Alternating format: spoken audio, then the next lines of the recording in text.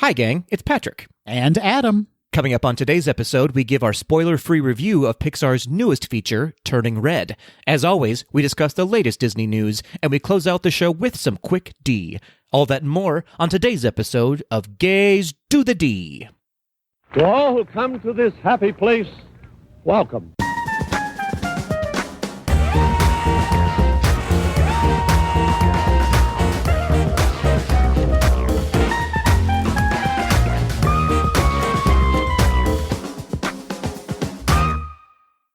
Adam, Adolescence Hummel. Remember that? I'm still going through it, I think. Oh, Patrick Pandemonium Kazuki. Ooh, I like the wordplay. Very interested. Very topical. Thank you so much. Patrick, how are you doing? I am terrific. Thank you so much for asking. How are you, sir? I'm doing very well. Thank you for asking. Patrick, we have a lot to cover in this week's episode. And by a lot, I mean a lot. Yeah, that is an understatement. The understatement heard around the world. We have a lot to cover. We're going to have just one news story this week. I think you all know exactly what we're talking about. A little situation dropped mere moments after we hit stop recording 2 weeks ago. That's right. Mini donuts are back in Adventureland. And we're here to tell you all about it. Yeah, so kind of an unconventional news segment this week, but I think it'll be great for us to have a chance to kind of digest everything that's happened and talk about how we're feeling too, right? Yeah, there's a lot to unpack. There's a lot still happening, in fact, as of yesterday. More updates came out, and I'm sure more will come out mere moments after we stop recording today. So lots to talk about, but we also have a main segment to get to, and we have this banter to bully ourselves through, Adam. That's right. What should we start with, Patrick? Let's start with the trailer, Patrick. The trailer dropped. In fact, 2 trailers dropped last week. Let's start with Better Nate Than Ever, which is really hard to say. It is I really love the title, but I also can't say the title without thinking about it first. Absolutely. Absolutely. And what a week for this trailer to drop. I mean, we can't. We keep going back to just kind of teasing the news, which we'll get to, obviously. But the trailer, Patrick, Better Nate Than Ever. First of all, were you aware of the novel that came out in 2013? I was not. This is all brand new information for me. So I am a new fan of this story because I saw the trailer and I tell you what, I cried a little bit during the trailer. Yeah, it looks like a great kind of coming of age tale set in the New York theater scene, Patrick. Not only that, but not that this is going to be an LGBTQ plus story, but I think a lot of our tweetles will understand sort of the message that's coming out of this. It really hit really close to home for me. It made me very emotional. It is about time we are seeing boys on film who are not playing sports, I guess, if that makes sense. Yeah, absolutely. I mean, this seems like it's going to be a great film for anyone who was kind of looking for their space to fit in middle school and high school. And if you found that space, it may have been theater like Patrick and I. So obviously we are very attracted to the subject of this film. It just seems like it's going to be a great kind of fish in water tale, Patrick. Ooh, I like what you did there. Also, the Lisa Kudrow of it all. I'm very excited about her. I've been in love with her for a long time, but more so recently, I feel like she's doing projects that I am super invested in. Absolutely love Lisa Kudrow. Do you think she signed off on that wig? That's fair. You know what? That's fair. This movie may not get best hair and makeup, but it will get a review at least from GDTD podcast. Weird look there for Lisa, but you know what? She looks great. It's just whatever's happening on the top of her head. I have notes about that. Everything else I'm very excited for. Fantastic. And we should say this drops on April 1st, only on Disney+. And I think it's safe to say we're going to watch this and maybe give it a review. What do you think? Oh, I think that's a great idea. Yeah, I am very excited to give this a look and share our opinions on it. Love this for us. Moving on, another trailer dropped, a teaser trailer, if you will, for the upcoming Obi-Wan Kenobi short series on Disney+, which premieres on May 25th. Adam, thoughts? Looks great. Again, if you were looking for your space in middle school or high school, you may have turned to Star Wars. And if that's the case, this will be right up your alley. Patrick. Yeah.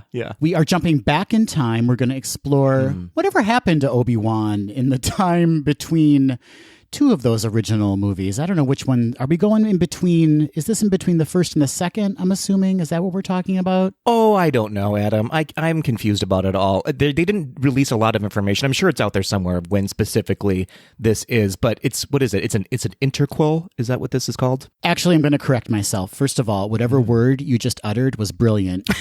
I do want to correct myself because I realized that Luke appears in the trailer as a little boy. So this would be before the first film. Sure. This would be, my guess is between episode 3 and episode 4, A New Hope, right? That's right. When Obi-Wan becomes a hermit in the desert and goes by the name of Old Ben. What a clever disguise. No one knew. No one, not even Jedis could have cracked that code. A lot of hullabaloo on the internet, Patrick, because the Inquisitor, is that the character's name? See, clearly I am not into the animated series. I need to get into them because I hear they're wonderful. But there's the Inquisitor, who's a character in one of the animated series, or maybe a couple of them. And people were very upset with his appearance for some reason, as if they were expecting him to still be a cartoon. I don't get it. Why aren't there more cartoons in this live action TV show? That's what I want to know. That's what I want to know. I'm sure we're going to get a lot of feedback just on our review of the trailer. I think the Tweedles are furiously writing at us right now that we've gotten everything incorrect. And I'm okay. I'm okay with it. We're happy to correct ourselves in next week's episode. Absolutely. Teach us everything you know, Star Wars nerds. We love learning, and we love learning specifically from you because you are invested like no other fan group. It's true. We're going to get a lot of hate mail. We might get shut down. After this. Anyway, Obi-Wan Kenobi, the limited series on Disney Plus, releases on May 25th, or the first episode, or maybe the first 2 episodes. Who knows what Disney has up their sleeve when it comes to releasing the series episodes. It's coming out May 25th. It sure is. It sure is. Moving on, Adam, coming out this Monday, not only does our podcast drop, but another episode of a podcast called With a Gay Twist. And I, Adam, am guest starring on said episode. Guest starring? Why did I say guest starring? I'm guesting. I think we both know why you said guest starring, Patrick. We both know. Yes. Better Patrick than ever. Patrick, what the heck are you talking about with the fellas from With a Gay Twist? Well, if you haven't heard them yet, they are a fairly new podcast. I believe they're maybe 7 episodes in. Zach and Mason. I'll just read from their bio. Zach and Mason, 2 homosexuals with graduate degrees in law and public policy, discuss everything from Congress to Drag Race. It's right up your alley, Tweedles, I'll tell you what. And they had me on discussing the Don't Say Gay bill as it relates to Disney. So very apropos for this episode that's dropping and their episode as well. You'll get a lot of information about Disney and the Don't Say Gay bill. What did it feel like, Patrick, to be on a podcast having a conversation with smart people? I felt really out of place. It was a fish far, far out of water. Yeah, they have a long road ahead of them if I'm the expert that's on the episode that week. Oh, come on now. You know a lot about things and stuff. I know a little bit about some things and a minutia about stuff. And speaking about knowing stuff, Adam, I have some This Week in Disney History for you. Are you ready for it? This is why you're here, Patrick. This is why you're here, to teach us all things we need to know about Disney history and stuff. Go for it. I'm mostly here for the clever segues like that was, but here is some Disney history for everybody, starting out with a birthday. 118 years ago, on March 15th, 1904, actor J. Pat O'Malley was born in Burnley, England. Now, you may not be able to pick out his voice, but chances are you have absolutely heard O'Malley. He voiced Otto in Robin Hood. He was that elderly dog with that sort of a crutch. He voiced Colonel Hathi, the elephant in The Jungle Book. He was a background actor and voice actor for Mary Poppins, and he voiced both Jasper and Colonel in 101 Dalmatians. And if you've been on Pirates of the Caribbean in Disneyland, you have, again, absolutely heard his voice, both O'Malley and Disney legend Paul Frees voiced a majority of the pirates on that attraction. Let me pull up my best Owen Wilson. Wow. Those. I can't even say those. I was so proud of my impression.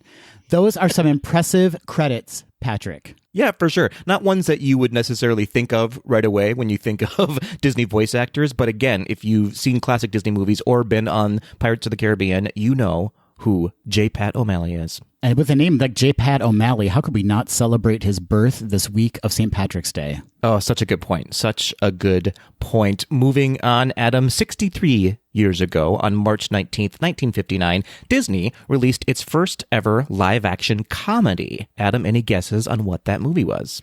I'm going to say The Absent-Minded Professor. You would not be correct, but you're in the right area. This is The Shaggy Dog, starring Tommy Kirk as Wilby Daniels, who is cursed by a magical ring and turns into a sheepdog. Many similarities, I have to say, to Turning Red. The film also stars Disney legends Annette Funicello and Fred MacMurray in his first of what will be 7 Disney films. And how many Shaggy Dog sequels are there? 11, 12? Didn't Tim Allen do a remake of The Shaggy Dog? I think so. I don't remember. I blocked it out if that's the truth. There's some movie where he becomes a dog. Who knows? Who knows, Patrick? We could know, but we're far too busy to look it up. I'm not looking that up. Those are some fantastic tidbits from Disney history, Patrick. Thank you so much for your contribution to this week's podcast. You know what? If you want to sign off right now, go for it. Over and out, everybody. Good night and good luck. Well, thank you again. Let's head into some feedback from our last episode, Patrick. Our feature segment was Disney Dream Day, which we focused on Disneyland Park. We had some wonderful tweetles right into us. First up, we heard from Rob, who you can find on Instagram at Zippity-Doo-Dah-Days. Rob says, "It was wonderful to hear you talk about my favorite park for your episode. A couple of things to share. You are absolutely right that the Matterhorn is better at night. Similarly, the Big Thunder Mountain Railroad is also much better at night. Finally, it's rare to get this opportunity, but if you are at the park on a date where Fantasmic is not playing, you may get the chance to take a nighttime trip on the Mark Twain. Talk about a romantic evening. Ooh. Lastly, if you're ever at Disneyland for New Year's Eve, avoid the midnight countdown in front of Sleeping Beauty Castle. It's crowded. Instead, take in the show at DCA, which has amazing fireworks, fountains, projections, and music, and cocktails." Rob wraps up by saying, "Thanks for all you do." Aw, thanks for all you do, Rob. It's been a minute since we've had some feedback from you. We love hearing your opinions. And what a great tip to go over to DCA instead and avoid the crowds on New Year's Eve. The cocktails alone. I mean, it's a very celebratory event. Should you not have a drink in hand? I mean, seems obvious. And yes, absolutely. Big Thunder Mountain, hands down, much better at night, in my opinion. I will second that as well. Moving on, we had Dana writing in from Instagram at Dana Marie G. Dana says, "I'll be in Disneyland this April." Heart eyes emoji. "It'll be my first time at Oga's besides the margarita. What else do you recommend? Also, are the blue or green milks worth the hype?" Good question, Adam. Are the milks worth the hype? Let me open by saying I don't like milks as a plural. That sounds weird to me. Here are your milks, gentlemen. Let's start with the milks. Yes. I don't think that you need to try the blue or green milk. I've only had... Wait, that's not true now. I've had both milks. I prefer the blue milk, but as a whole, I would say you don't need to try it. I can't stop laughing at milks now. Both milks. And... Now, I'm on the opposite end of that. I think may as well go ahead and give it a try, especially if you're with somebody else. Don't get your own, share it. I think they're far too big, the flavor is a little bit too intense to finish a whole one. I can never finish one. So I would say get both of them and share both of them. All right, split on that. Wow, this episode is really divisive, isn't it? It really is. It really is. And then moving on to the other question, what do we recommend at Oga's besides the margarita? Well, first timer, you've got to try the Fuzzy Tauntaun, right? I think so. Yeah, that's the one that makes your mouth not feel anything at all for a while. Which who among us doesn't want that? Yes, it makes your tongue very numb. Yeah. Oh, it's just poison is what it is. It's absolute poison, but it's actually quite delicious, I think, as well. Yeah, it is very good. It's just very strange. Like, just prepare yourself for a very odd sensation in your mouth, which as gay men, we're already prepared for that at any given moment, right? Yeah, and numbness at any time. Absolutely, that's the case too. Yeah, it's basically a pineapple Botox drink, don't you think? It's exactly that. It's pineapple Botox. Delicious. So, Dana, please check that out. You will enjoy it, I think. And the margarita is delicious as well. So grab one of those, obviously, and have a wonderful time at Oga's. It's so much fun. Have a wonderful time. Have a wonderful time in Disneyland as well. I can't wait to go back this year. It's going to be so magical. Moving on, Patrick, we have a brand new nonprofit organization to announce in conjunction with a giveaway benefiting that nonprofit organization. So timely of us, Adam. We're on the pulse of the nation, aren't we? On the pulse of at least half the nation, I would say. The other half, I'm not sure they have a pulse. I'm not sure if they're checking pulses. I don't know what's going on with that other half of the nation. But our new nonprofit organization is Equality Florida. Some of you may already be aware of this if you follow us on Instagram, Facebook, or Twitter. Equality Florida is the largest civil rights organization dedicated to securing full equality for Florida's lesbian, gay, bisexual, transgender, and queer LGBTQ community. That is correct. Through lobbying, grassroots organizing, education, and coalition building, Equality Florida is changing Florida so that no one suffers harassment or discrimination on the basis of their sexual orientation or gender identity or expression.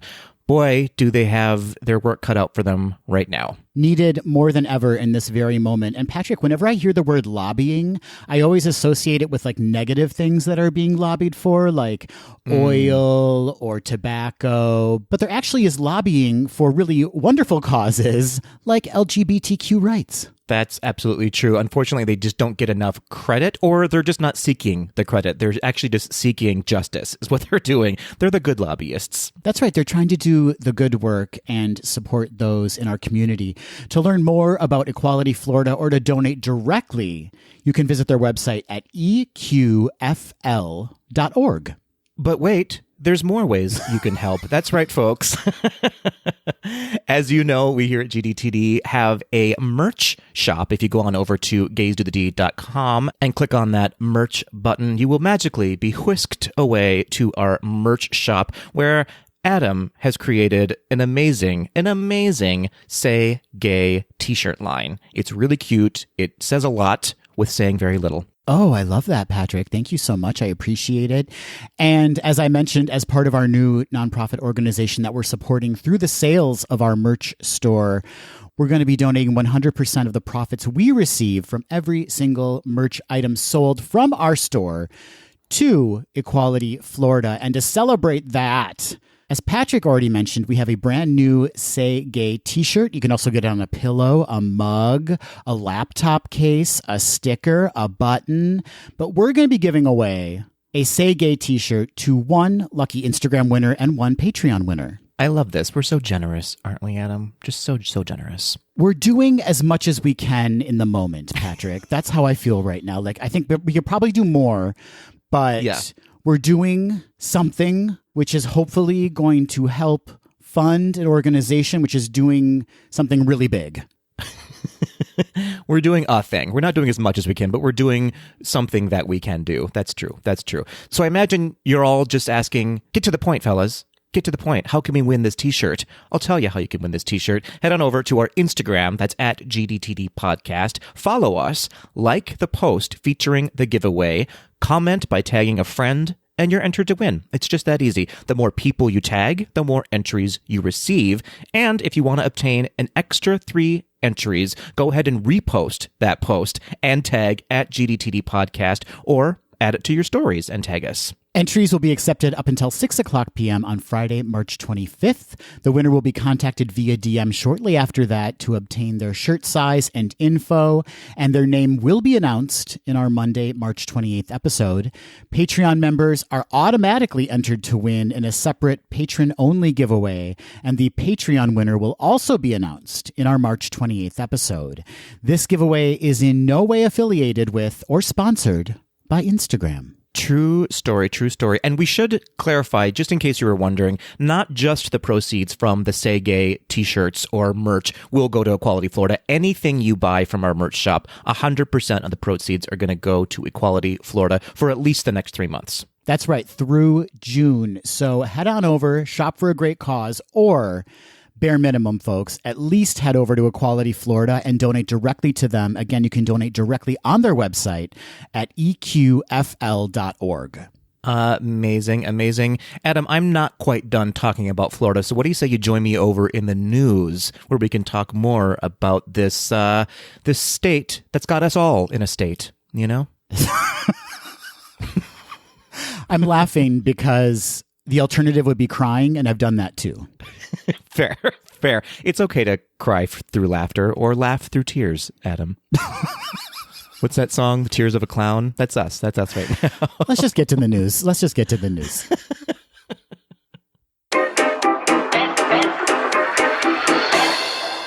As we mentioned at the top of the episode, this news segment is going to be a little unconventional. We typically cover several different news items during this segment, but we thought this week, with everything going on regarding the Don't Say Gay bill and what's happening with Disney's response and the responses to Disney and Disney's employees and cast members, we thought we would have a little discussion about not only the ramifications of the bill, which now currently sits on Governor DeSantis' desk for signing, but also how we've been feeling about it too, because I don't know about you, Patrick, but I have experienced a range of emotions over the past 2 weeks. Yeah, I have gone through the entire gamut of like, do we have to stop liking Disney now, to trying to justify myself in continuing on with Disney. It's a roller coaster, and I think that we should note at the top of this story, before we get into it in our thoughts and opinions, that everyone is on their own journey right now, and that's okay. Everyone gets to have their own opinion about this, and everyone gets to feel however they're feeling about this.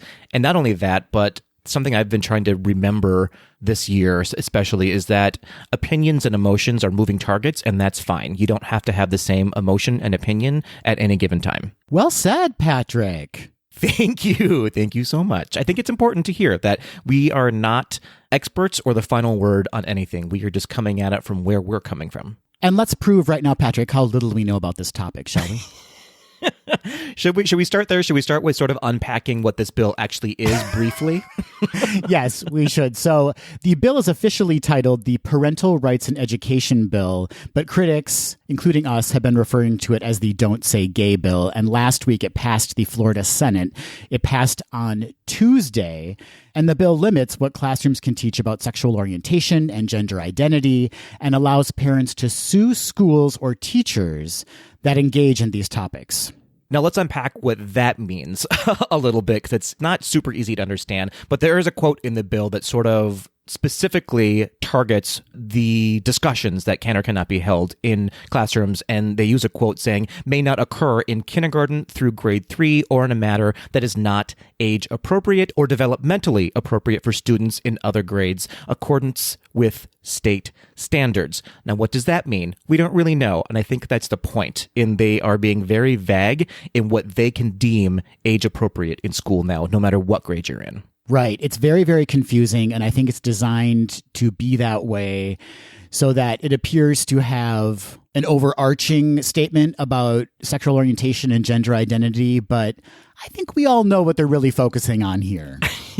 I think it's true. And not only that, though, it goes a step further now in that parents are able to sue a school if they just believe that their child is being taught something that is, again, quote, inappropriate. So that leaves teachers, students, parents, anybody just open targets for people who are dum-dums. People who are dum-dums, Adam. That is the technical term for them, dum-dums. As I mentioned, Governor Ron DeSantis supports the bill, and after he signs it, the law will go into effect July 1st. Now, I don't know how many of you know this, but the Biden administration has actually denounced the bill as anti-LGBTQI+. And this is just the tip of the iceberg for right now. We're focusing on Florida, obviously, because Walt Disney World is there and because of Disney's response to the bill, which we'll get to in 1 second. But this is just one bill of many kind of legal actions that are being taken currently throughout the United States. I think the HRC said something like there's currently 145 different bills or actions that are being taken that are considered anti-queer in the United States currently. It's always been, but it's especially a scary time right now. We've come so far in legislation, and it feels like we are about to take 5 steps back. So we all need to get educated about this, and we need to get involved in it. So now let's talk about Disney. This is, after all, a Disney podcast, shall we? Disney's response to the bill was actually nothing officially for a week and a half. Actually, let me correct that. It goes back even further because this bill had to pass the Florida House before it came to the Senate, and Disney remained mum on the topic, claiming that they were engaging directly with lawmakers on both sides of the aisle trying to work out a deal. But there was no official statement from Disney, no public-facing statement from Disney until the bill passed through the Senate. And even then, I have to say, until Disney was, ironically, outed by some news sources who uncovered that they had been donating, not to the bill directly, but they were donating to governmental officials in Florida who are in support of this bill. So then that sort of pushed Disney to have to say something at least. And boy, did they say something at the very least. The most minimum statement they could have given is what they opted to go with. And here's where I'll give my first opinion on this, in that when I say Disney, I mean Bob Chapek. I don't mean Disney at large. I mean specifically Disney's CEO and spokesperson, Bob Chapek, is the one who's responsible for a lot of the turmoil coming out of Disney right now. Right. Ultimately, he makes the call what kind of messaging is coming on behalf of the company.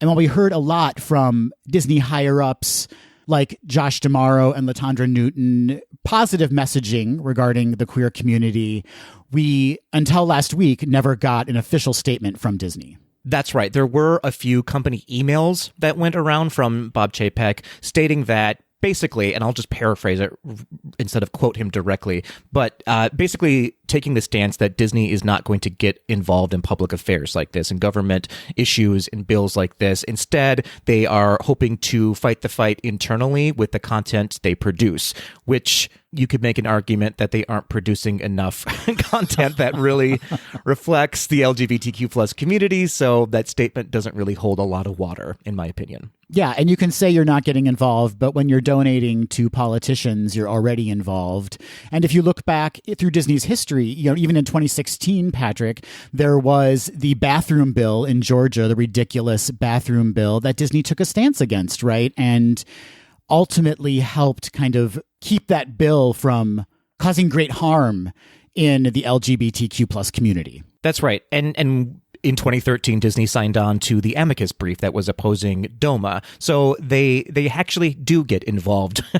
They just haven't under Bob Chapek's rule, which, again, I guess is not really accurate because Disney recently came out against Russia's attack on Ukraine and pulled a lot of any funding that was going there and pulled any movies that were going to be played there. So they do get involved. So, again, it's all very confusing. Bob Chapek, what are you talking about? You're a moron.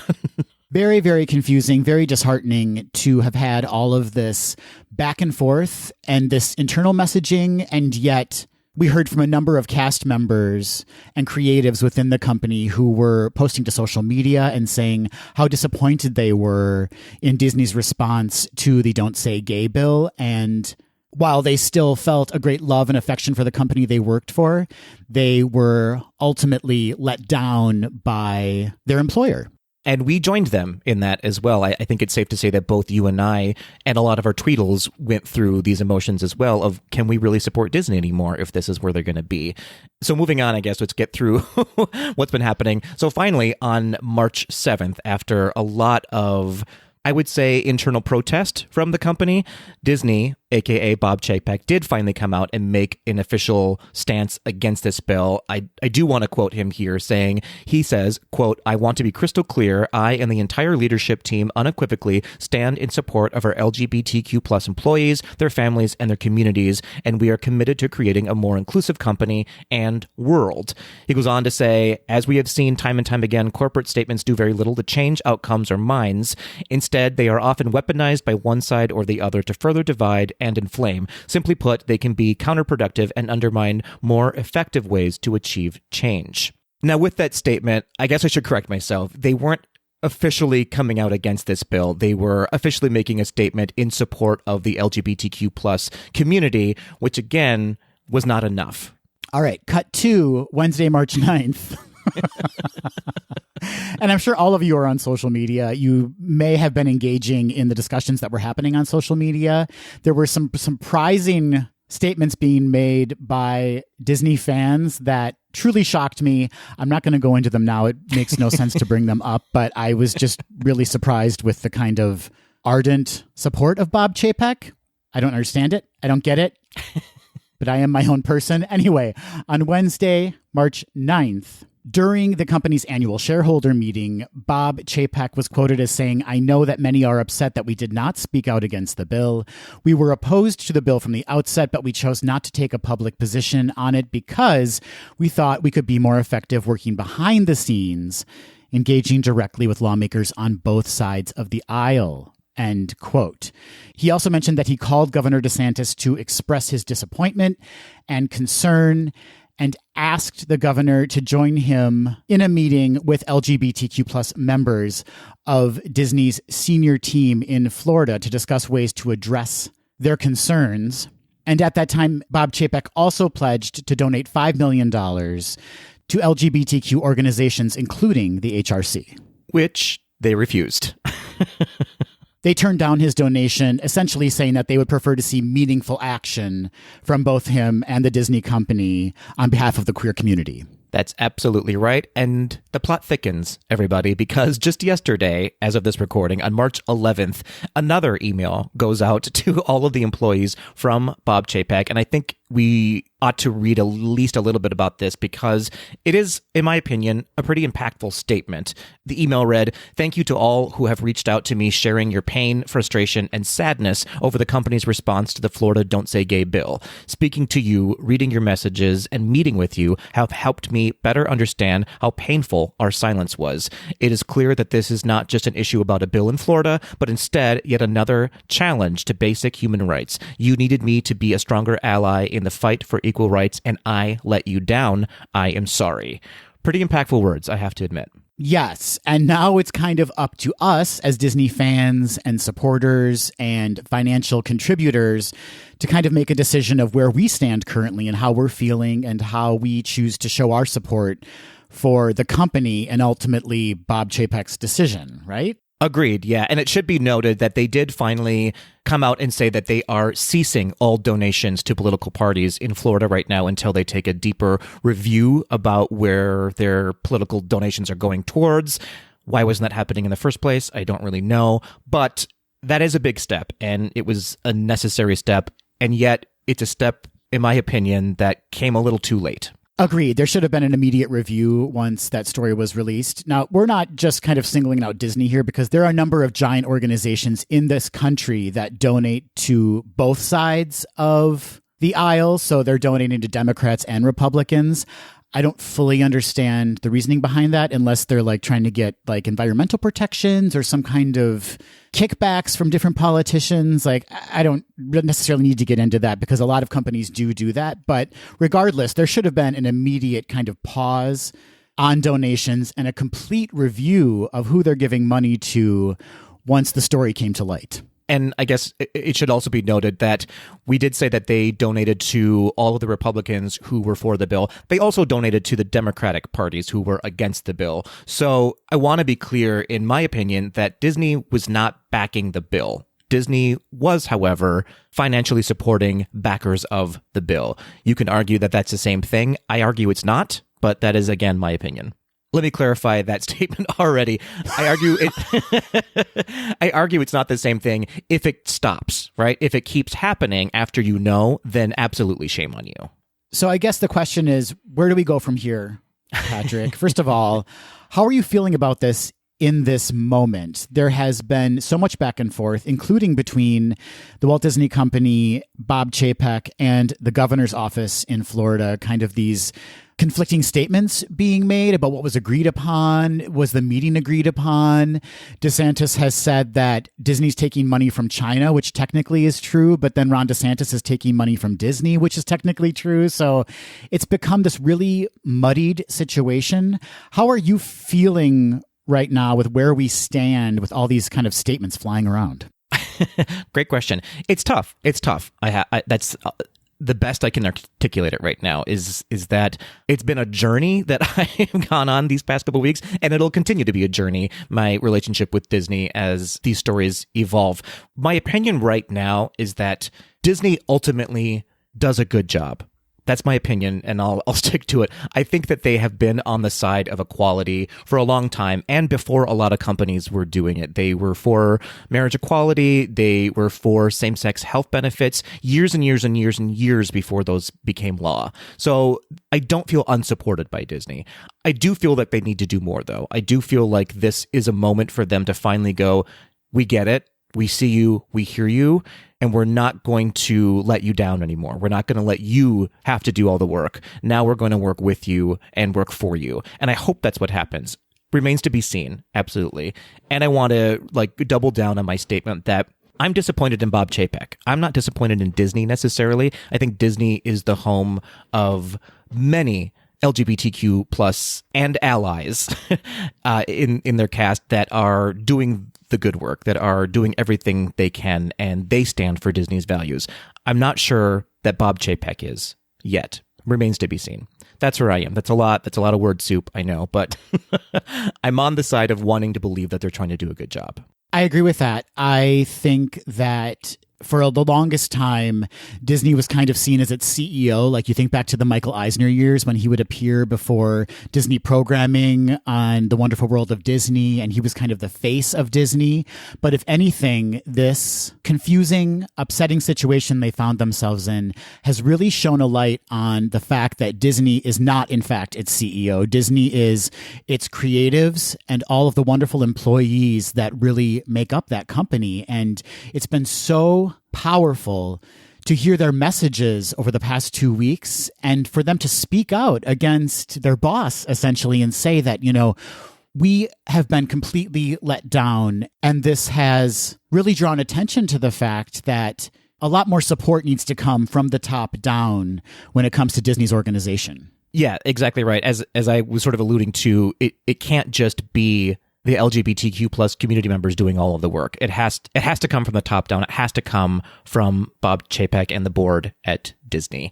And so I guess the other $1 million question here is, what do we do now? Do we keep protesting? Do we boycott Disney? Do we stop what we're doing if they keep going down the wrong path? How do we react?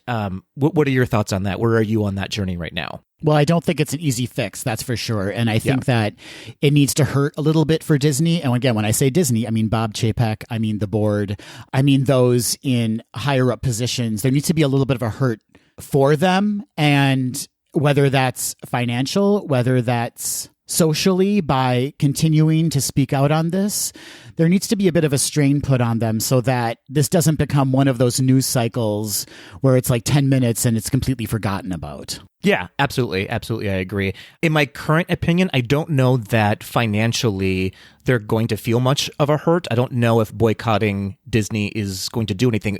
If we know one thing, it's that big corporations are good at pivoting. If we know another thing, it's Disney is the best at pivoting. And unfortunately, if they do get hurt financially, quote unquote hurt, the people who are actually going to suffer are the cast members within the parks, are people who are already not making a lot of money. They're the ones who are going to be let down. And many of those people are going to be our own LGBTQ plus community members. So I don't know that that's where I am right now. I am on the side of protesting. I am on the side of making your voice known. I am on the side of making donations. I am on the side of being heard and being seen.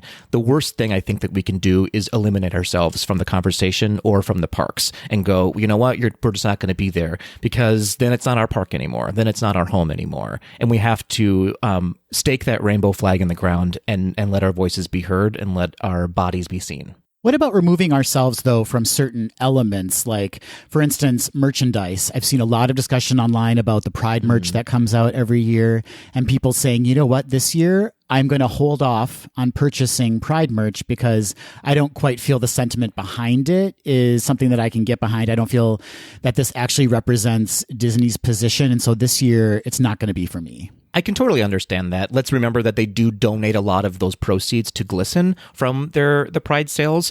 Maybe it's not enough, though. Maybe we need to put pressure and say you need to donate at least half of the proceeds to GLSEN or to another organization, or make your own Pride merch. Go on over to GDTD and get some of our Pride merch, because we do donate 100% of our proceeds. I think, absolutely, yeah, where you put your money makes a difference for sure. Yeah, I've seen a lot of conversation about people opting into smaller shops this year for their Pride merch, which I think is a wonderful idea. I think there needs to be some kind of massive change at Disney as far as how they approach Pride, because typically we just see the merch, right? And here in the States, there isn't really a Pride celebration. But I would love to see some kind of company-wide initiative where there was some kind of volunteering enacted specifically for and benefiting LGBTQ organizations. Like, there needs to be some kind of major stance that isn't just donating dollars. Like, we need to see some real work being done. I think at the very least, Disney just needs to step up and officially host a Pride celebration within the parks. And make it free. Right, fair. I mean, they need to do something. They can't just say, yes, we're allowing you to have gay days in the parks. They need to say, yes, and we will support these organizations. We will have local artists provide our Pride merch this year. Something bigger needs to be done. Oh, I love that. Local artists. That's a great idea, Patrick. Yeah. Let's get local activists and artists producing a Pride line and have the benefits go entirely to LGBTQ organizations.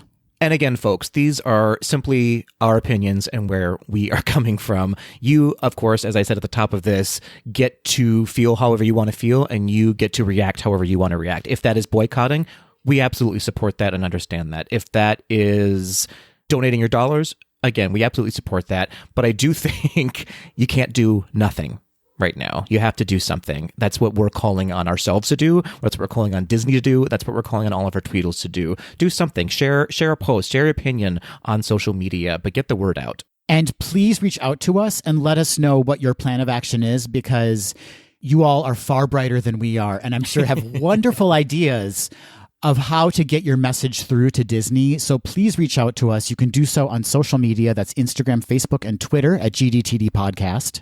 Or leave us a voice memo or an email at info@gazedothed.com.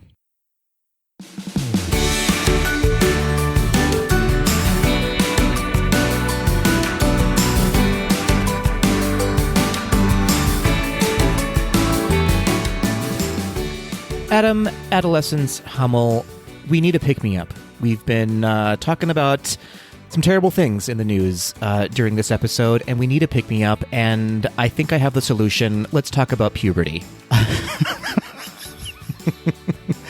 I love how we're like, let's talk about a less confusing topic, puberty. Couldn't be more straightforward. Adolescence and puberty. No, let's absolutely talk about it. Patrick, how should we frame this discussion about puberty? What's going to be the inciting incident that launches us into this conversation? I think we both need to share our stories of going through puberty. Oh, Lord. Oh. What a mess. That would never make it into a Disney movie. Certainly would not. Far less interesting and 100% more embarrassing and awkward. Oh, the quick D questions that might come out today. I'm thinking about it already. I like this. Oh, all right. Well, let's get into it, folks. Finally, we have another Pixar movie that recently dropped on Disney Plus. I'm talking about Turning Red, a movie I have been looking forward to for quite some time now. Same, Patrick. Same. And it's free on Disney Plus. How enjoyable is that? That's very enjoyable. I mean, free if you pay for Disney Plus, I guess. I guess you do have to give Disney some dollars to watch it, yes. But a wonderful way to celebrate International Women's Month, Turning Red. Oh my gosh, yes, absolutely. Fun fact, this is the second Pixar feature-length film directed by a woman. That's not so fun. We need far more women directing Pixar films, but congratulations are in order for Domi Shi, the director of Turning Red, who was also the first woman of color to direct a movie for Pixar. Got some catching up to do at Pixar and Disney and beyond, yes, but for this being her first feature film, Patrick, can you believe? I can't believe, Adam. I really can't believe. Although I keep saying that when these new movies for Disney are coming out with very fresh directors, and I'm like, oh, I'm so surprised. I'm not surprised anymore. I think that we have turned a page and it's time for new voices. And this movie was incredibly successful with a brand new voice. Yeah, that's a great point. We shouldn't be surprised. We should be delighted because when we're treated to these new directors, we get a whole host of new experiences within these films. And boy, did Turning Red deliver again and again and again on look, style, pacing. Everything was just a brand new take on a Pixar film. Brand new take on any film, because not often do you get a story about menstruation. I'll say it, Adam. Not often do you get a really good, amazing story about menstruation, about adolescence, about puberty, about what it means to grow up. It's an incredible film. I am just going to jump right into it and say I hands down loved this movie. Yeah, Pixar said yes to horniness. They did. They sure did. There was a couple of scenes where I was like, are they going there right now? What am I watching right now? And they kind of went there. And I was proud of them for it. Yes, I also loved this film. Before we get into too many details, we should say there will be minor spoilers ahead. I know we bill this as a spoiler-free review, but we might reveal some details, but nothing that will spoil the plot for you. We guarantee that. Agreed. Speaking of the plot, why don't we go into what is this movie about, Adam? What is Turning Red all about? I'll tell you what it's all about. It's a movie set in Toronto, centering on Mei Li, a 13-year-old Chinese-Canadian student who is horrified to discover that whenever she gets too excited or stressed, she turns into a giant red panda. That old tale. Relatable content, for sure, yes. Absolutely relatable. But there's great news, Patrick. She can calm herself and revert back to her human form. And she later learns that her mother, Ming, and her ancestors have a shared history with red pandas as a family curse, though the curse can be contained by performing a special ritual on one specific night, which happens to coincide, gosh, doesn't this always happen, with a concert by her favorite boy band, Four Town. Four Town makes me so happy, I can't even express it. That was a touch of pure genius. The way they nailed the early 2000s in this movie needs to be celebrated because we were younger than Patrick, right. But I specifically remember that time. I remember the boy band craze. I remember the sheer frenzy around those boy bands. Oh, yeah, absolutely. NSYNC, anyone? Backstreet Boys, anyone? Yeah, we should say this movie is specifically set in 2003, right? I think it's 2002. Oh, well, then it is specifically set in 2002, right? Don't quote me on that. You know what? It's in the early aughts. There it is, the early aughts. In the fictional kingdom of Toronto. Now, Patrick, I thought the world building they did in this was so great. This magical kingdom called Toronto. Who ever heard of such a place, Toronto? It makes you want to go there, you know? I wish we could. I just wish we could. But legally, we're not allowed. We're not allowed in. All right, Patrick, let's talk about some of the creatives behind this film. A lot of fresh new talent coming to the forefront. Let's start with the director, Domi Shi, who I think we all know from the short, the Academy Award-winning short, Bao. Boy, oh boy, do I love that short. And yes, that was her directorial debut. Now, this was her feature-length directorial debut. She was also a storyboard artist for Disney, for Pixar specifically, though, for Inside Out, The Good Dinosaur, Incredibles 2, and Toy Story 4. Such a great first full-length feature film from Domi Shi. But what I really loved about her, aside from her obviously very creative and fresh take on a way to tell this story was the fact that she was so collaborative with several women who were at the top of the bill when it came to the creatives behind the film. Yeah, it was really exciting to see. And I think you're referencing the sort of documentary about this movie, the making of Turning Red, called Embrace the Panda, also available on Disney Plus, was that this movie was basically helmed by a group of extraordinary women. That's right. So we had Domi Shi leading the film as director. She also worked on the screenplay. Joining her writing the screenplay was Julia Cho, who wrote for episodes of Big Love, Fringe, Betrayal, Halt and Catch Fire. The screenplay, again, was so phenomenal and just really captured that awkwardness and joy and confidence, but then also absolute fear of going through puberty, like that process. It really managed to capture that moment in our lives. Oh, yeah, absolutely, 100%. Moving on with more extraordinary women, we also have a story by credit for Sarah Stryker, who is also fairly new to the game. She was a writer for a few episodes of The Wilds and Daredevil, and we have to give an enormous shout out to production designer, first-time feature-length production designer Rona Liu, who also worked with Domi Shi on The Short Bow. Yeah, the partnership between these two women, again, featured in the featurette that Patrick mentioned, is phenomenal. Like, they clearly have such an admiration for each other, and they play off each other so well. Like, the world that Rona created, because she does kind of style the look of the film and the feel of the film, was so successful and so original, so colorful and vibrant and kinetic. It just really played so successfully and made you want to just live in this world as long as you possibly could. And yet get out of it as quickly as you could as well, because boy, is puberty not fun for everyone.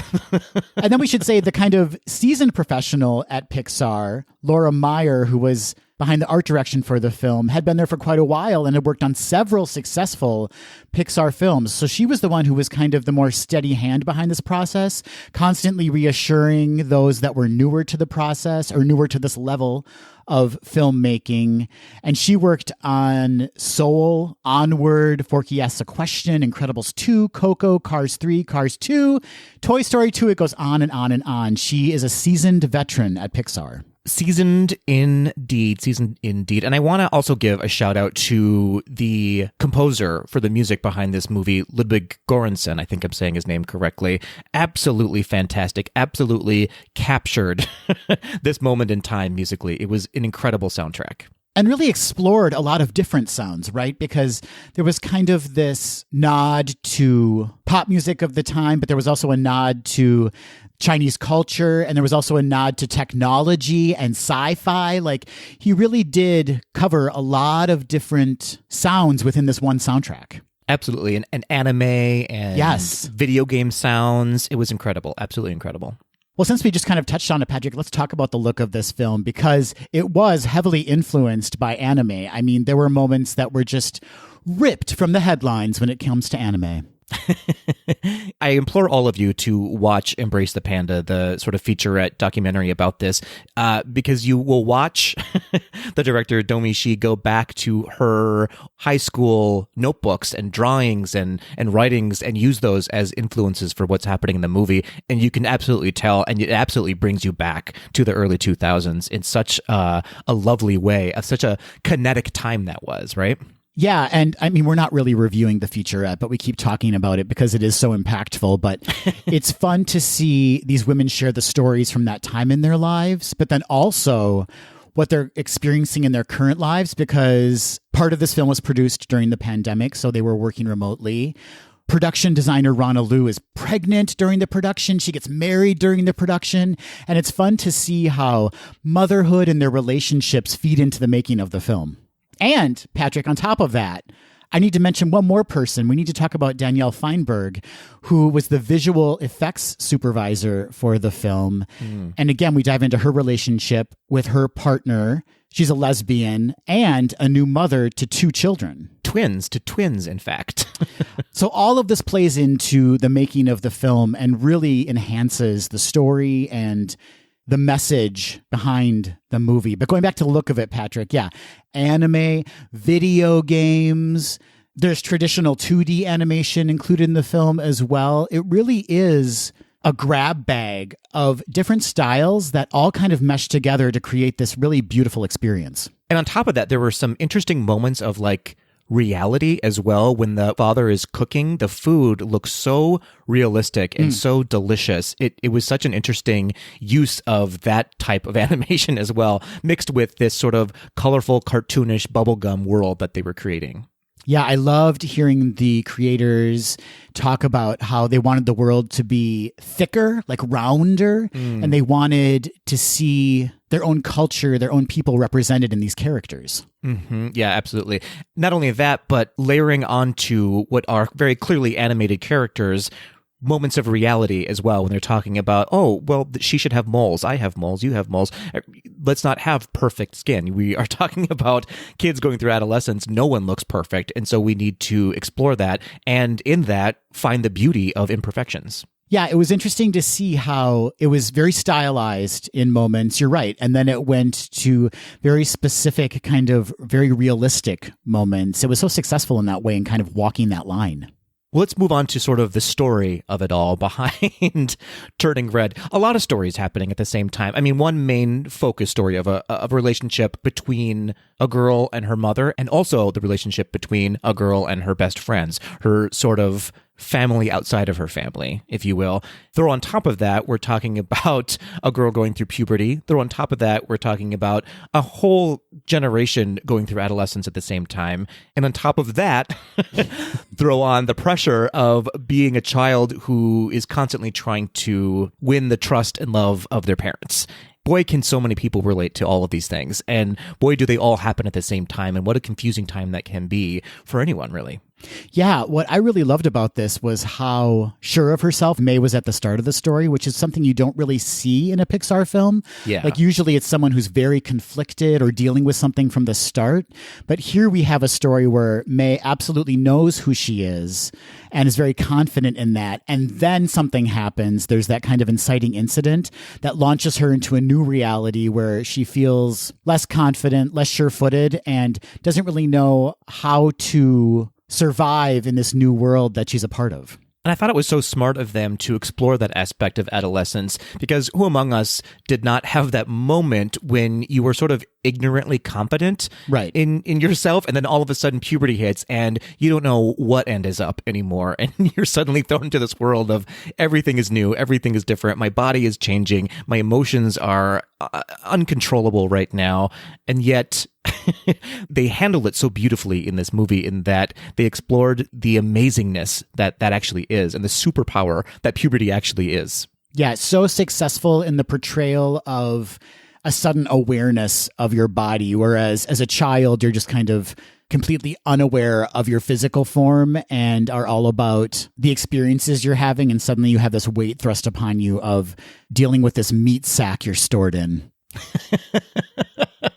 What a wonderful turn of phrase you just gave us. Thank you for that, Adam. Yeah, I have to congratulate Pixar and Disney and this amazing cast and crew in actually going there and exploring that side of life, because it doesn't get explored enough. And it's time that we start talking. It's way past the time that we start talking about this, because you can sort of relate this to, or I do anyways, to social justice, right? It all kind of comes back to, if we stop talking about sexuality and what it means to be a person and like hiding that under a blanket, then we have nothing to talk about. We have no real context for which to explore what we become as adults, if that makes sense. Yeah, that's right. That's how we connect with each other as human beings, right? It's this shared experience. And when you try to remove something that's so uncomfortable from part of your life, you're denying yourself a connection with others who have gone through that exact same experience and have had those exact same awkward moments in their lives. Right, absolutely. I guess what I'm getting at is that while I need Disney to talk about LGBTQ plus issues, first and foremost, as a community, we just have to acknowledge that sexuality happens, that we are all sexual beings with sex organs, and it's natural, and why are we so afraid of it? And it was so amazing to see this movie come out in favor of like being a human, right? That's exactly right. It's all about just the human experience and the funny, awkward, confusing, all of it, just the big mess that is puberty. And after that, it's so easy. Life is just so much easier right after puberty. That's right. Then after puberty's over, you've got everything figured out. 100%. You mentioned the relationships in the film, Patrick. The relationship between May and her mother is so complex and something that we've kind of heard about in culture a lot, and specifically in the Chinese culture, the kind of more complicated relationship that parents have with their children and the expectations that are sometimes placed on their children. And it was wonderful, again, in the featurette to hear the director and her creative team talk about how they had to kind of break free from those restrictions that were placed on them being a kid, and how that actually enhanced their relationships with their parents. Which I don't think we would have gotten, or at least not as authentically, had we not had this amazing team of women all putting their personal mark on the story, right? Gone are the days, hopefully, that we have somebody telling someone else's story. These women were telling their own story, and that made such a much richer movie for us, I think. Yeah. And then layered on top of that, this wonderful addition of mysticism and mythology. Like, it was just a really wonderful, very layered movie, as you described, Patrick. So many things going on, but they all relate to each other and all play off each other so successfully. Yeah, absolutely agree. There was enough content in this movie that I think anyone watching it can pull something from this movie, whether it's a relationship with your mother, whether it's a relationship with your friends, whether it's going through puberty, whether you're just in it for the pure joy and the mysticism of a movie like this, you'll pull something out of it. And for the first time, Pixar employs humor. Never before have they made us laugh. And they said, this is the moment. Turning Red is the moment. It's about time. It's really about time. This, for me, was an interesting comparison to the movie Inside Out, in that they both have a good partnership with each other and tell two different sides of the adolescent story. Oh, that's a really excellent point. I didn't even think about that. But yeah, it is almost like a companion piece or adjacent to Inside Out. I also really loved and attached myself to the storyline of sort of not losing yourself and not losing your voice. I know this might get a little bit too deep, but like there's that whole terrible history behind the word hysteria and what hysterical means, and how it's tied to women and their menstrual cycles and what an offensive term it is. And Pixar sort of exploring like the notion that a woman had to be quiet and not explore mood swings and not explore having, dichotomies in their personalities. And here Pixar is saying, no, absolutely. All of this is part of what makes you magical. Not hiding those parts of ourselves. And in this case, it was a literal not hiding, because she simply couldn't. She would turn into a giant red panda. Amazing. I love it. I mean, it just, I can't say enough good things about this movie and what it represents and what it means and what it will mean going forward for storytelling and for women in general. Another element to this film, and something we've talked about before on the podcast, was there's no real clear-cut villain in this film, which I'm such a huge fan of. I love Pixar exploring these gray areas where there's these more complex characters where, yes, they have faults to them. You could say that the mom clearly has some faults, as does her mother, the grandmother in the film. But those faults aren't something they should be shamed for. It's just simply something that's always been a part of their lives and accepted. And so it's wonderful to have these characters who are so layered and so complex and yet so relatable and not looked at as villainous in any way. It's just who they are and how their lives have affected them. Yeah, it's kind of giving us that we are all the villains and the heroes of our own story. Like we all, as we said, have these dichotomies within ourselves where at one point we can be an absolute monster, but hopefully we learn from that and turn the page into a different story. May herself was a little bit of a villain to her friends at one point in the movie, but she's also, the main protagonist of the film. Right. So yeah, it's an interesting exploration. I will say I do miss villain movies though. I do love a good villain, but I love this storytelling as well, of there's no like good versus evil necessarily. It's all just a grab bag of emotions, and we're all, the yin and the yang, I guess. Do you want me to be the villain in your life, Patrick? You are the villain in my life. No, I know what you're saying. It's fun to have those like kind of classic archetypal characters that are like, clearly this is the bad person, this is the good person. But it's also fun to have these kind of films where it's a little bit more ambiguous and you're able to kind of root for everyone, even the kids that would kind of bully her at school. There were still elements to them where you were kind of like, I'd like to see that person turn around and, support her, become a more meaningful part of her life. Like you kind of get a chance to celebrate all the characters in this movie. Couldn't agree more. Do we need to talk about any of the specific cast members that you pulled out as outstanding in the movie or misses in the movie or any of it really? Well, I loved the cast. Let me just say that. I thought they all did an excellent job vocally. Yeah. But to me, this movie wasn't about the vocal performances necessarily. It was more just about the overall style of the film and how the story was portrayed and delivered to us. I mean, if we want to talk about like characters, for sure, her three friends are just so charming and were so great in their like each individual characteristics. But what about you, Patrick? Were there characters that you pulled on that you really loved? I think that Rosalie Chang has to be commended for being a newcomer, first of all, in this extraordinary, huge, massive role. And I love the sound of her voice. I thought she did an excellent, excellent job at portraying that sort of mix of what a 13-year-old's voice sounds like at that time. She did a great job. And also Sandra Oh, I was incredibly impressed with Sandra Oh.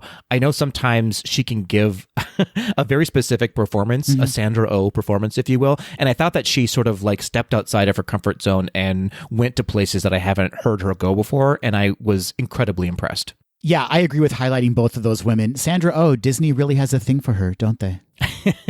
I have a feeling she might be a Disney legend this year. I have a sneaking suspicion. She delivers a wonderful, wonderful performance in not only portraying a strict parent, but also a very loving parent, which is not something that's very easy to do. It's tricky to kind of navigate that dynamic of not coming off as too stringent, but also very loving. And she did a wonderful job doing that. Agreed. Yeah. I'll back what you said about these characters. It felt like everyone was coming from a place of love. Right, even though their actions didn't always portray that, and that's a fun story to tell. I think they did a great job. Character-wise, I have to tell you, I can't get enough of Abby. Abby made me laugh so hard in this movie. Yes. I just fell in love with that friend. There were multiple moments where she's not even at the forefront of a scene, but just her little face scrunching up, or her losing her mind over May turning into the panda and just wanting to like hug the fluffy panda. She was a phenomenal character. I feel like we all had that friend or knew that person or were that person growing up and maybe still today. And I love that kind of a personality of someone who just unabashedly is who they are and has so much joy and passion that they literally just can't contain themselves. And it's so fun to watch and so hysterical in this character. Were you ever an Abby, Patrick, or are you today? I don't think so. I don't know which character I would be. I feel like, I guess, as a cop-out, I'm Miriam, maybe. I'm a Miriam, Adam. I think you're a Miriam, very supportive, very loving, very intelligent, both mentally and emotionally. Thank you. Thank you so much. Are you a Priya, Adam? Are you Priya in this movie? I am an Abby Priya rising. I see that for you. I will say, before puberty, I absolutely was an Abby. I was so loud and obnoxious and just like completely unaware of any kind of like social norms that I should have been following. But as I've gotten older and have kind of restrained myself a bit, I think I have become a bit of a Priya, yes. I love this. Speaking of those three friends, though, it was so fun to see all these three different personalities coming together as a friendship group. One being, the couldn't care any less, the Priya of the group. Abby, who we already talked about, who is just hyper and is unaware of social norms in such a great way. And then Miriam, who sort of balances out the three of them. They were such a good team together, I thought. Yeah, and they didn't fall into the mean girl trope, with the exception of May kind of having her moment, which we won't talk about. But, she does kind of turn on them a bit. But there's no, like, stereotypical mean girl. Even the blonde character who first encounters May as the panda in the girl's restroom, you think there's a moment she could be a mean girl, but then she becomes absolutely obsessed with May as a red panda. In fact, instead of getting a mean girl, we sort of get a mean boy in this movie, Yeah. which is great, which is such a good turn of events. And I loved that character. I'm talking about the character, I believe his name is Tyler, right? What a funny, what an interesting, what a layered character that was. Yeah, a brat, but again, there's just something about him where you're like, there's something here, there's something more to this. You're still rooting for him just a bit. Just a bit. Not being a bad boy, but you want to see him make a turn. And I do have questions. I don't want to spoil anything about this movie, but is there something about Tyler? Do we need to talk about Tyler? We don't talk about Tyler. I'll just leave that there and let everyone voice their opinions on that in your feedback on this episode. There are a couple characters where, and this isn't something that needed to be explored in the movie at all, but there were a couple of characters that stood out to me as like, oh, is this someone who we want to welcome into our queer community? Is this someone that we need to celebrate as part of our queer community? It doesn't matter, of course, but yeah, it's there, Patrick. There was a sprinkling of a feeling. I think so. So overall, Patrick, give me your 30,000-foot view of this film. Does this fall into a certain position in your lineup of Pixar films? Like, is this a new favorite, or is this one that you'll be returning to often? Great question. As with most Pixar films, I don't watch them over and over again because they're so specific in their time and where I am emotionally at that time, if that makes any sense. Mm-hmm. But I will say, I think I will watch this movie a couple more times. There's just so much to take in and there's so much to see. Mm-hmm. And I really love the style and it just made me feel good, right? In a time where we are desperate for just things that are joyful, this is that for me. This is just a movie that was just all about joy and love. And for that, I think I might need to watch it again just to be in that happy place again, if that makes any sense. It absolutely does, yeah. My favorite Pixar film is Soul, which, I mean, if you listen to this podcast at all, you know that. I was absolutely enamored with that movie. Yeah. But this comes in at a close second for me now because it is so joyful and so colorful and bright and still very touching and very, very funny. But what I love most about this, as I've talked about already, is the style of it and the look of it. It's like this Lisa Frank fantasy come to life. You know, it's so colorful and glittery and rainbow unicorn magic, I just could see this being on in the background when I'm doing whatever, and just me taking every so often to check in with where I'm at in the film, because as you said, there's so much to catch in this movie and stuff I'm sure I haven't even experienced yet because it's so quick and so fast and funny and clever.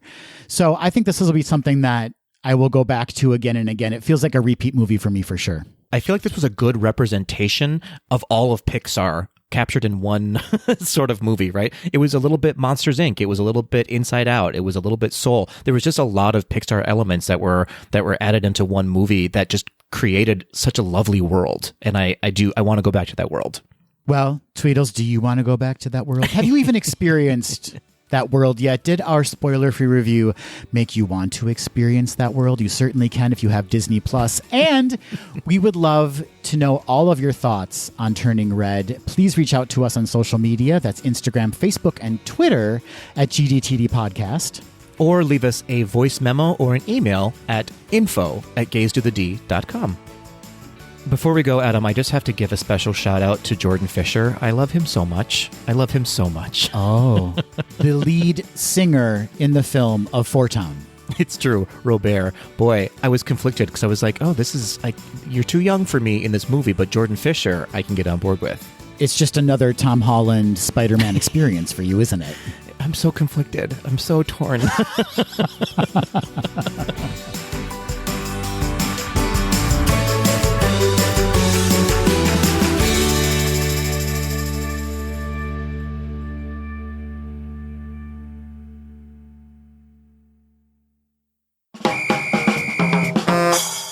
Hey, Patrick. Hey, Adam. We've reached the end of this episode, full of ups and downs, really, but here we are at the end, and it's time for Quick D. It's time, everybody. Hold on to your seats, buckle up. It's going to be a bumpy ride. Quick D, of course. Do I even need to explain it at this point? I do, because you never know what category we're going to do, but odds are it will be a Quick D question. And guess what? It is, in fact, a Quick D question where Patrick and I ask each other a question we have not been privy to prior to recording, and we answer it off the cuff. Amazing. Adam, we've done that 190 times now. 190. We're on episode 190. 190 Quick Ds. Can you believe it? I can. That's a good weekend. It's a good weekend for me. How many of those Quick Ds are actually funny? Less than 90. Less than 90 of them. For sure, less than 90. I was going to say maybe 11%. And we're not going to move that dial up this time. We're not going to do it. We're not going to do it this time. Okay, Quick D question, Patrick. I'm going to ask you my question first. Deal with it. Great. Hit me. Hit me with your Quick D. As everyone knows, Patrick, we just wrapped our spoiler-free review of Turning Red, in which May turns into a red panda whenever she becomes emotionally fraught.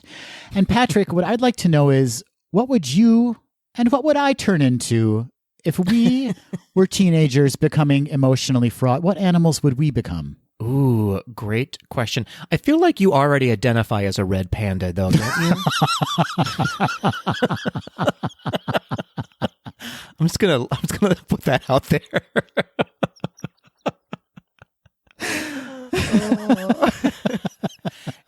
So that's you.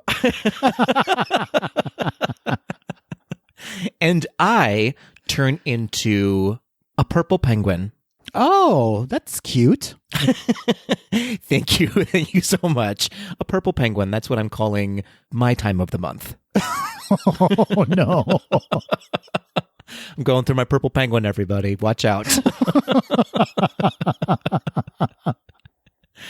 Which is, a flightless bird. I just turned into a flightless bird. Uh-huh. Who happens to be purple. Happens to be purple and is very cold. Mm-hmm. Cold and moody. Cold and moody. That's me. Purple penguin and red panda here for Quick D. I have no revisions. I love it. Thank you so much. Well, my Quick D question for you is very similar, Adam. I think we need to know what your coming of age story would be titled, and give me a brief synopsis of that story. Okay.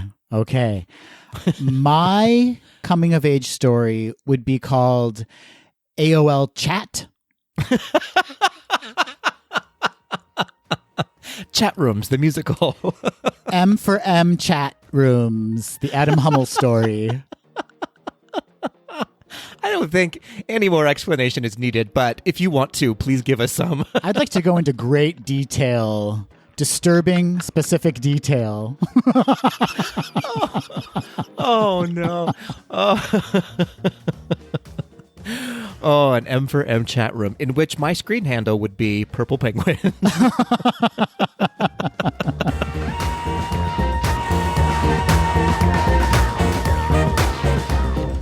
That will do it for this episode of Gays Do the D. Thanks for listening.